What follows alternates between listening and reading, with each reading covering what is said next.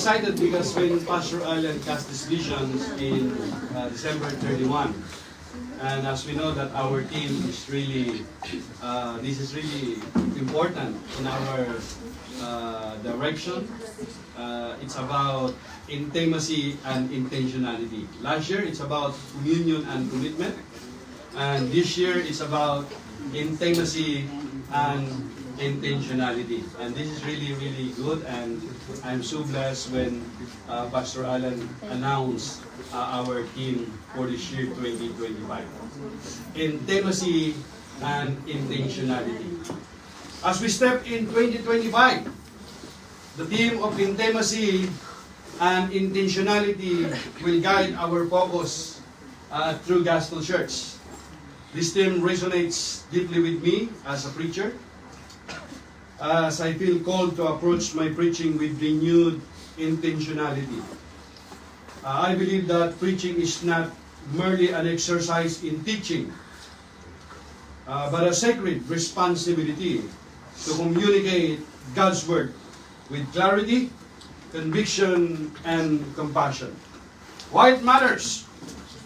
Because I believe every sermon must flow directly from God's Word, guiding us into a deeper understanding of Scripture. I cannot do this with my own wisdom and strength. For apart from Christ, I am nothing. Amen. So please, join me in prayer as I seek to honor God in this calling. Let us unite in prayer and seek the heart of God. For the Bible says, not by might, nor by power, but by my Spirit, says the Lord of hosts. Let us pray. Our God, we thank you that you are a holy God. You are worthy to be praised. Indeed, there is no one else like you. And whatever you do before, you will do it again. As you said in your word, that I am the Lord of God, who performed miracles before and even now, O God. For your name is Alpha and Omega, the beginning and the end. Father God, as I'm going to share your word today to your people, use your servant and instrument only. Give me honest conviction, clear speech without compromise, to bring glory and honor to your name alone.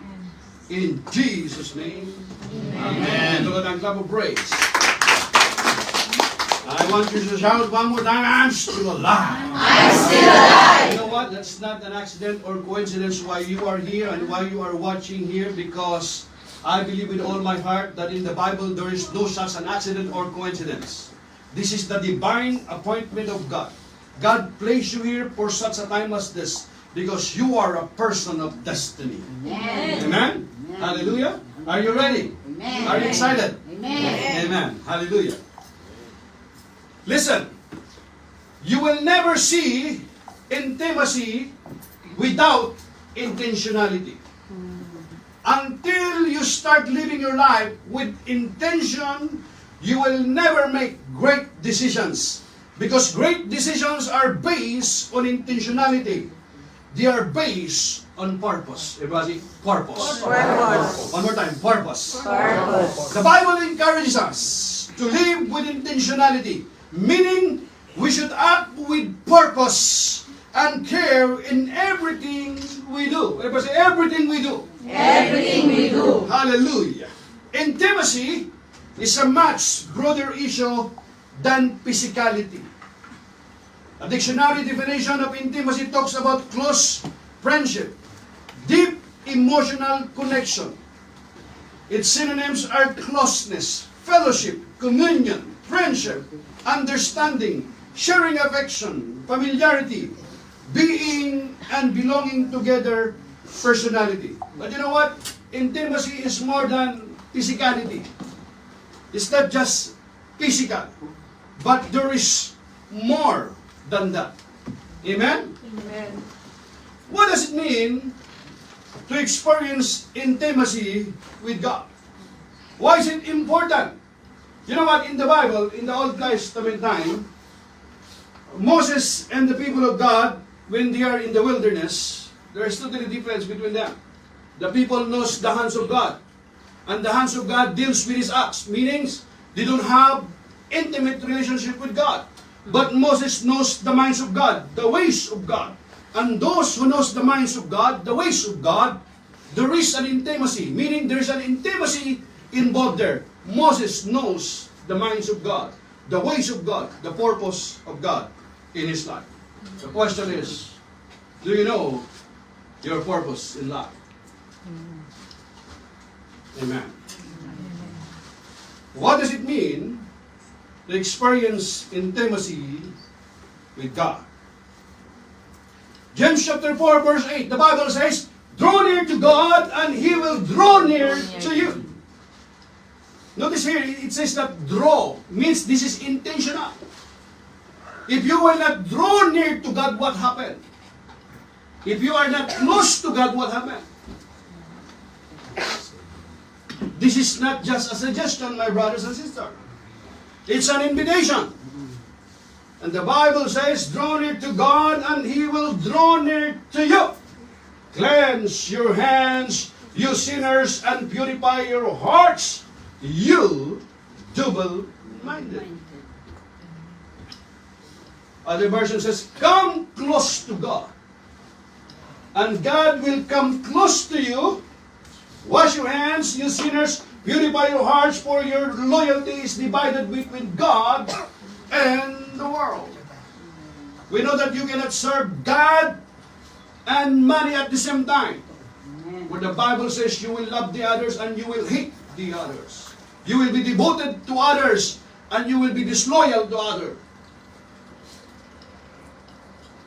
Listen, my brothers and sisters. If we want to be close with God, we have to do something. Amen. Amen? Amen. If you don't want to draw near to God, don't do anything. Means do something that is not spiritual. Because it's up to us if we want to come close to God.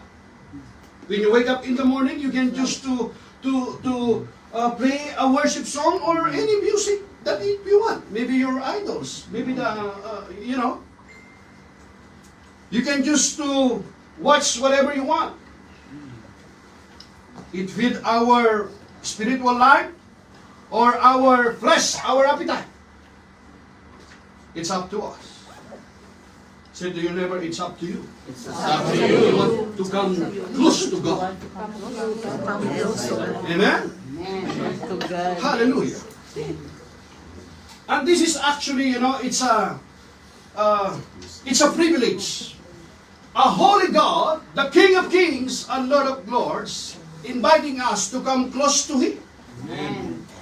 Number one, intimacy, true intimacy with God begins with drawing near to Him.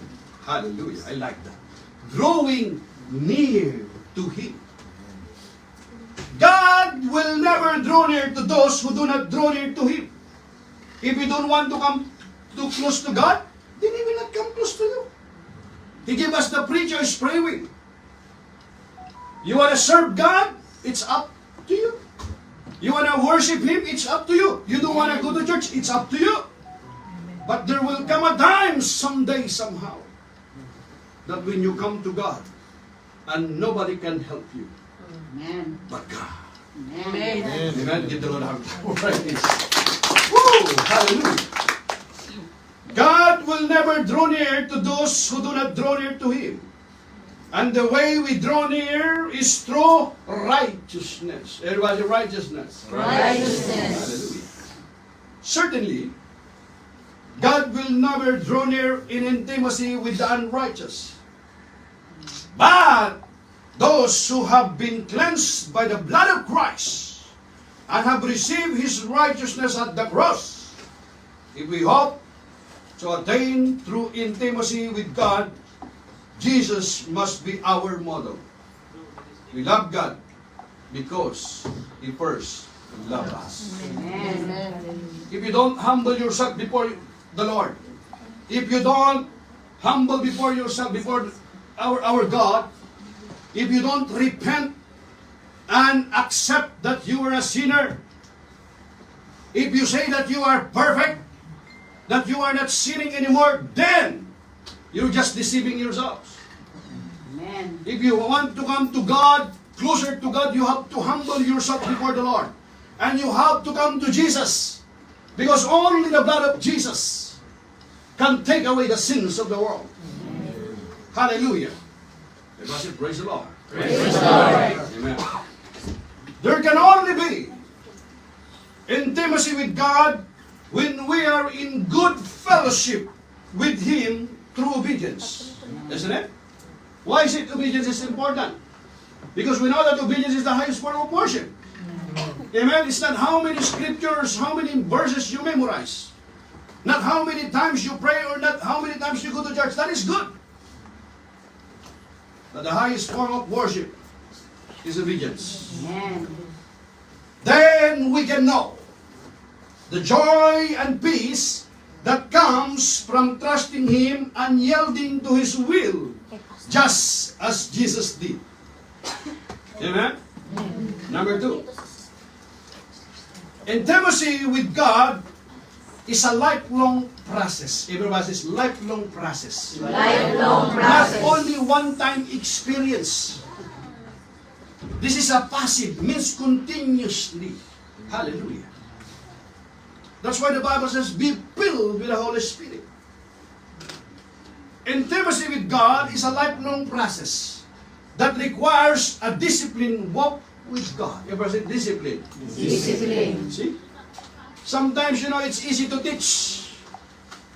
But to discipline ourselves, it's difficult. Why?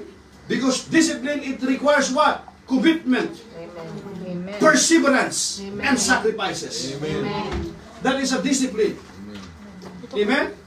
We want the reward before the process. We have to go to the process.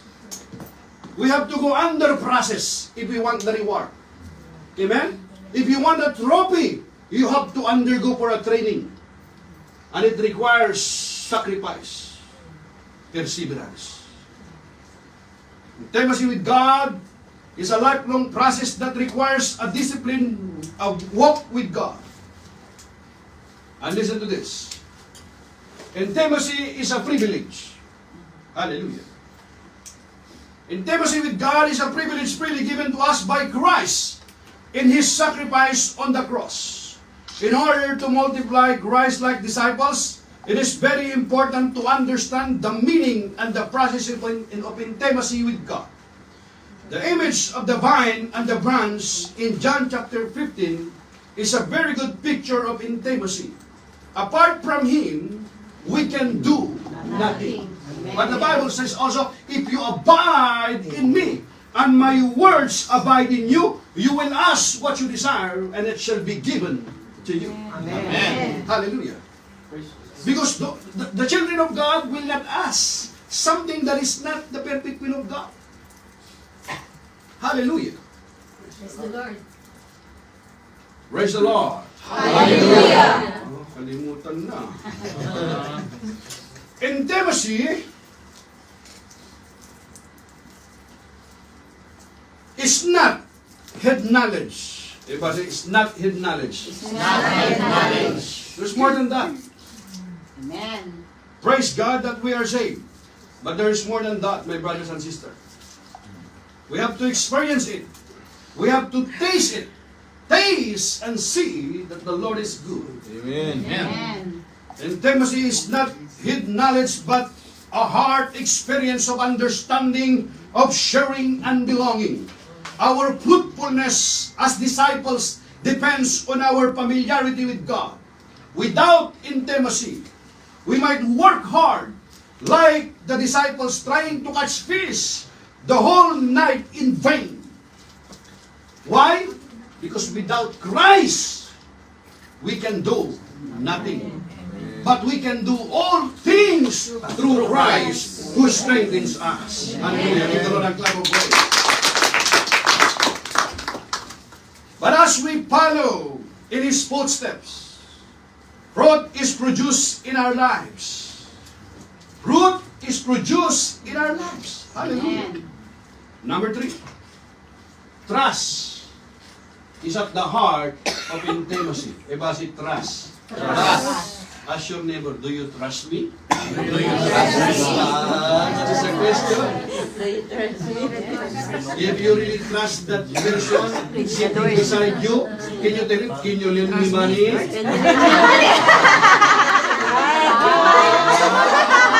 Now, when we talk about, can you lend me something, money? Then, you started to let me think about it. Why you started to pause a little while? Because trust, it should be what? Tested. Yes. Amen? Listen to this. We cannot be intimate with a person we don't trust. Amen. Amen. It's true or not true? True. The more we trust someone, the closer we let them get to us. Amen? Nagkakapalagayan na ng loob. Amen. Amen? Amen. The scripture shows us that God is intimate with those who trust Him. The more we trust God, the more intimate we come to know Him. That's why the Bible says, Amen. trust In in the the Lord with all your heart and lean not with your own understanding. In all your ways acknowledge Him, and He will direct your paths. Give the Lord a clap of praise. With all your heart, meaning everything. Hallelujah. Not just something, but everything. In all your ways, acknowledge Him, and He will direct your paths. Hallelujah. Praise the Lord. Hallelujah. Are you sleeping now? No. So are you? When I say praise the Lord, say hallelujah. Hallelujah. Praise the Lord. Hallelujah. Give the Lord ang clap of praise. The more we trust God, the more intimate we come to know Him. A felt distance from God is often due to a disruption in trust, such as a sin or disappointment. This reality is vitally important to understand. As Christians, we want to experience intimacy with God. With the psalmist we say, for me, it is good to be near God. For me, it is good to be near God. Sabi niya, para sa akin, mabuting malapit sa Diyos. Hallelujah. Why? Because if you are not close to God, then you are away from God. And if you are away from God, you don't experience the presence of God, then what happened? Suddenly, everyone, suddenly, something is wrong. Something is wrong. Why? Because you are away from God. Amen. Hallelujah. Oh, okay na. Oh, hallelujah. Here's the question. How we draw near to God? Paano naman tayo ngayon mapapalapit sa Diyos? The secret to drawing near to God and having Him draw near to us is not a secret anyway. It's not a secret at all. Why? It's already revealed in the Scripture, in His Word. Amen? Amen. So it's not a secret, my brothers and sisters. Having Him draw near to us is revealed clearly in the Bible. We draw near to God through faith in Christ. Everybody, through faith in Christ. Through faith in Who Christ. alone give us access to the Father. Amen? Without Jesus, my brothers and sisters, we don't have access to the Father. Amen? Are you with me? Amen. That's why don't say, no, if I pray, I will go straight to God. You know, I will go straight to the Father. Direct, straight, direct. Really? How holy you are. The Bible is very clear, my brothers and sisters.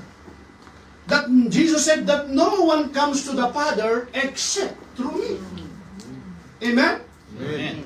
We have only access, my brothers and sisters, through Jesus Christ. Through faith in Christ, who alone gives us access to Him. Hallelujah. Praise the Lord. Now here's the question. Hindrances to intimacy with God. There are hindrances, isn't it? What are those hindrances to intimacy with God? Number one, unconfessed sin. Unconfessed sin. Yung hindi mo pagpapahayag ng iyong kasalanan, ayaw mong aminin. Amen? The Bible says, if I regard wickedness in my heart, the Lord will not hear me. The Lord will not hear. If I regard wickedness in my heart, the Lord will not hear. No wonder why you keep on praying and praying, asking for something, you do not receive something. Why? Because of unconfessed sin. Amen? Amen. Number two, lack of faith. Listen to this. Whatever we receive from the Lord, we receive it by faith. Amen. Amen. We receive it by faith. That's why the Bible says, faith is the substance of things, hope for the evidence of things not seen. Dictionary defines that faith, unquestioning belief, does not require proof or evidence. Amen. Hebrews chapter 11 verse 1. The Bible says, hindrances to intimacy with God, unconfessed sin. Number two, lack of faith. James chapter 1 verse 6 to 7. But when he asks, he must believe. So you notice the word? He must believe. And not doubt. Means if you come to God and ask something to the Lord, you don't have to doubt about it. You have to receive it by faith. Amen. Why? Because the God that you serve is what? Mighty, worthy to be praised. Amen. All things are possible to Him. Amen? Amen. But when he asks, he must believe and not doubt.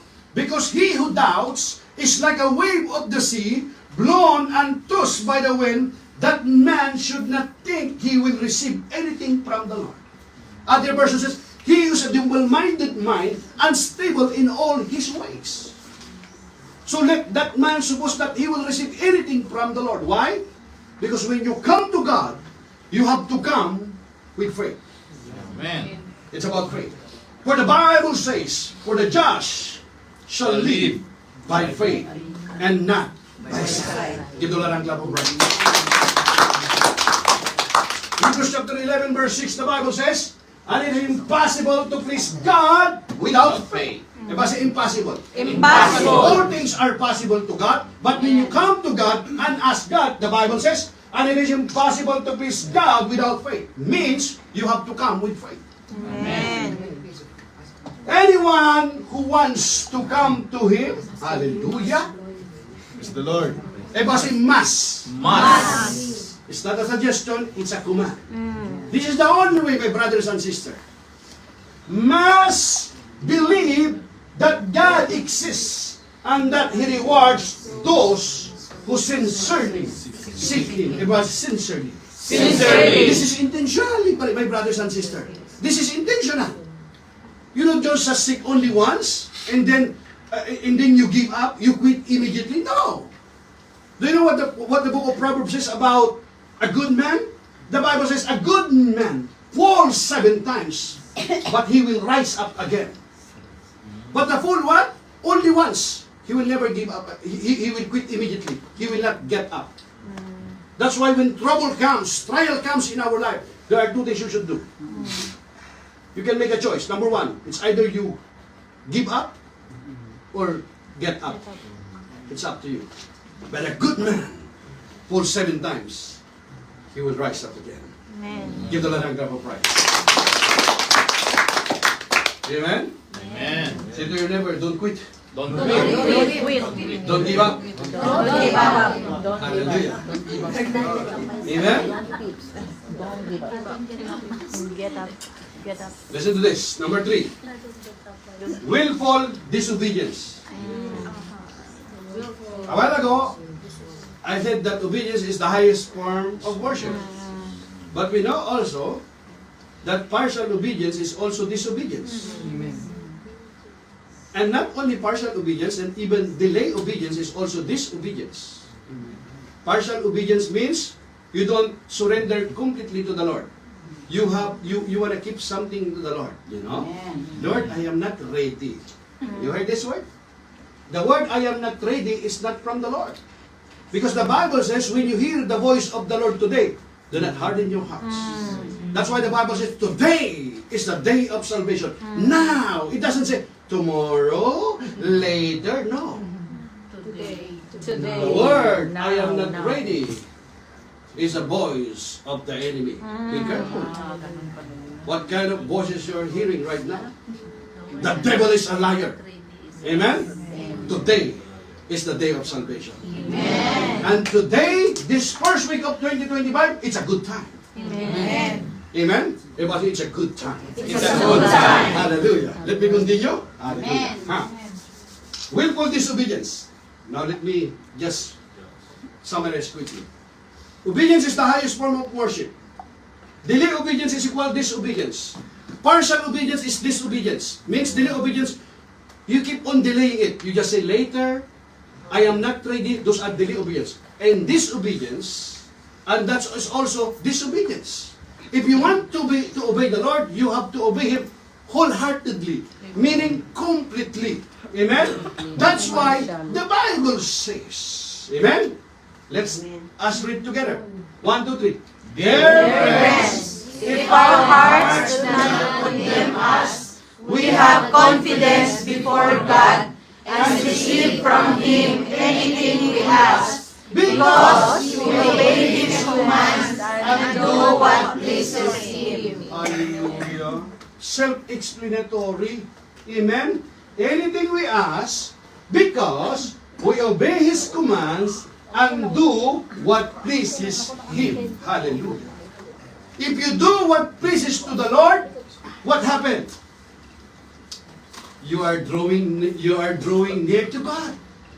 And because of that, God come close to you also. And the result what? The anointing of God shall flow over your lives. Yes. Hallelujah. Give the Lord a hand of praise. That's why Jesus said, if you love me, next, keep my commandments. Alam ko yan, kahit yung pailagay yan. Amen? If you love me, keep my commandments. Diyan napapatunayan. Ha? If you really love God, keep my commandments. Just like, you know, in the boyfriend and girlfriend, even the couples, if you love me, means you have to experience it. You have to experience it because love is an action word. It's not just, saying something. It's good that you are saying that. But what? They have to experience it. Amen, my brothers and sisters? That's why if you really love the Lord, keep His commandments. Number 4, lack of transparency with God and others. Lack of transparency with God and others. We cannot hide anything from the Lord. Even into our mother's womb, God already knows us. Amen? The Bible says in James chapter 5 verse 16, therefore confess your sins to one another and pray for one another. Everybody say, one another. One You another. notice here the word always one another. Why? Because our God is a relational God. That's why you need somebody who mentor you, who disciple you. Amen? Because if you are alone, most of the time, then, if you are alone, most of the time, there is no accountability. Nobody nobody will tell you that you are doing wrong. Because if you think you're doing always correct and right, nobody corrected you, then what happened? That is the starting point of failure, failing.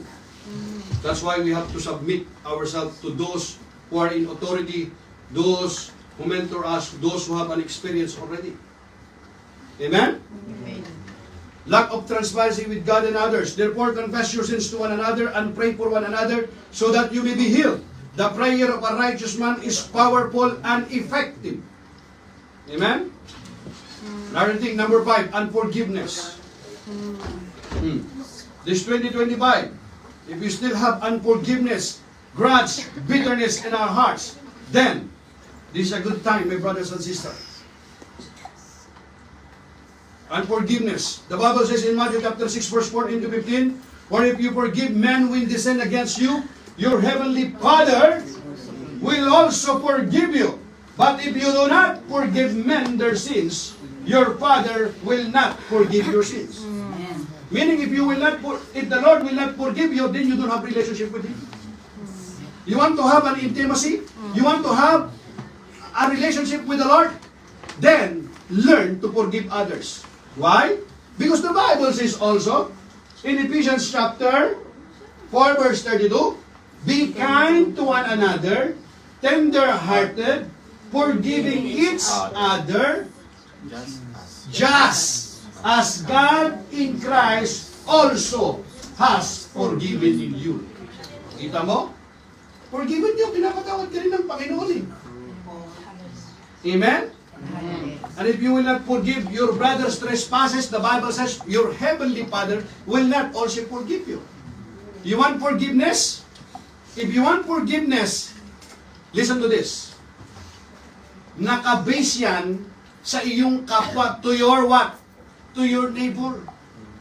To others. If you forgive others, then the Lord automatically forgive you also.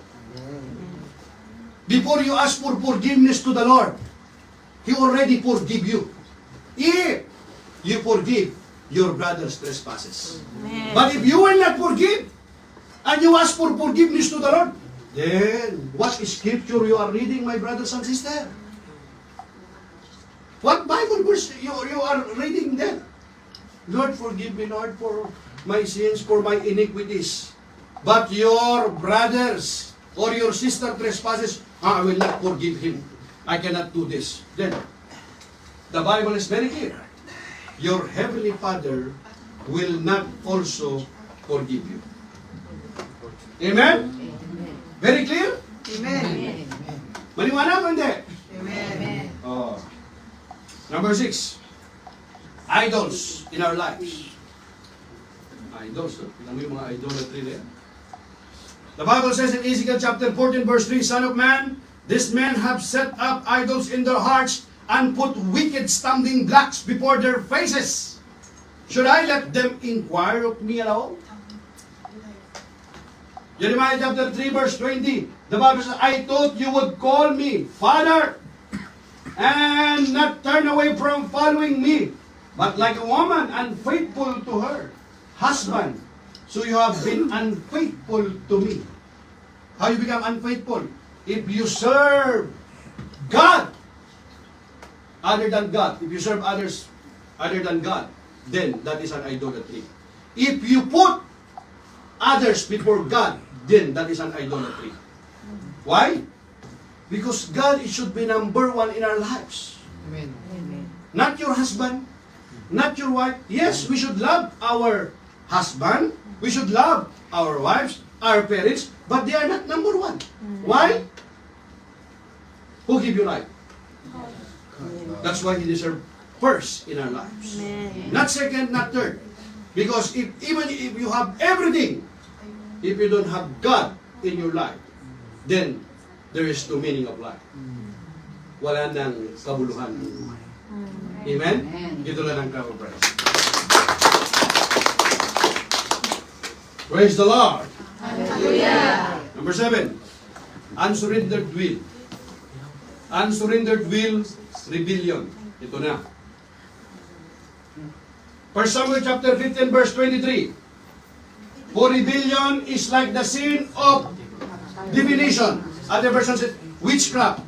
Listen to this, ha? Rebellion. Everybody say rebellion. Do you know that disobedience is rebellion to the Lord? And we know that disobedience is also partial obedience is disobedience. And daily obedience is also disobedience. And you know what is disobedience? Let me read this one. For rebellion is like the sin of divination, and arrogance like the evil of idolatry. Because you have rejected the word of the Lord, He has rejected you as king. Disobedience is rebellion to God. And rebellion is a sin of a witchcraft or a sin of divination. Amen? Luke chapter 6 verse 46. Why do you call me Lord, Lord, and not do what I tell you? Thankfully, God has given us instruction and guidance in the Bible on the hindrances to intimacy with God. We heard, right? What are those hindrances? Sin. And how to have close fellowship with Him. God has also given us a way to reconnect with Him and reestablish our intimate fellowship with God. It is called confession. Amen? If there are sinful things in our lives that are hindrances to our intimacy with God, we can humbly go to God and confess our sins and receive forgiveness. Hallelujah? The Bible says, if we confess our sins, He is faithful and righteous to forgive us our sins and to cleanse us from all unrighteousness. So ipahayag mo yung kasalanan mo para matanggap mo yung kapatawaran ng Diyos. We have to come to the Lord. We have to humble ourselves before the Lord and confess our sins so that, what? We receive the forgiveness of the Lord.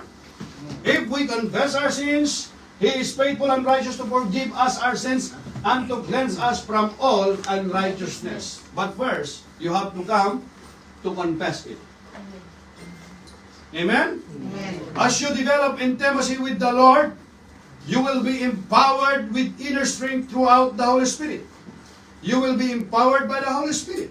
This empowerment will not only help us live our daily lives, but will also enable us to do things for His kingdom. God desires intimate fellowship with His people. Throughout the Bible, we see the importance of pursuing intimacy with Him.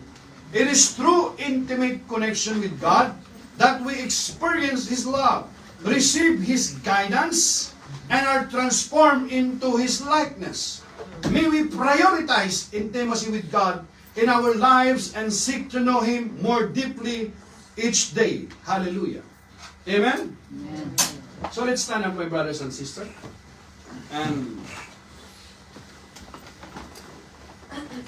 let me continue this part 2, Lord willing, next Friday. And here it comes, the most important part of this message. Hallelujah. Give the Lord a clap of praise. Would you raise your hand to receive the blessings of the Lord? Now to the King of Kings and Lord of Lords, mighty God, everlasting Father and Prince of Peace, because you put God first place in your life, and you continue to live a life worthy of the calling and obedient to His word. Now I bless you in the name of the Father, of the Son, of the Holy Spirit. Go in peace and praise the Lord. Thank you, brothers and sisters. We'll see you again, Lord willing, next Friday. We love you and we're praying for you. God bless you.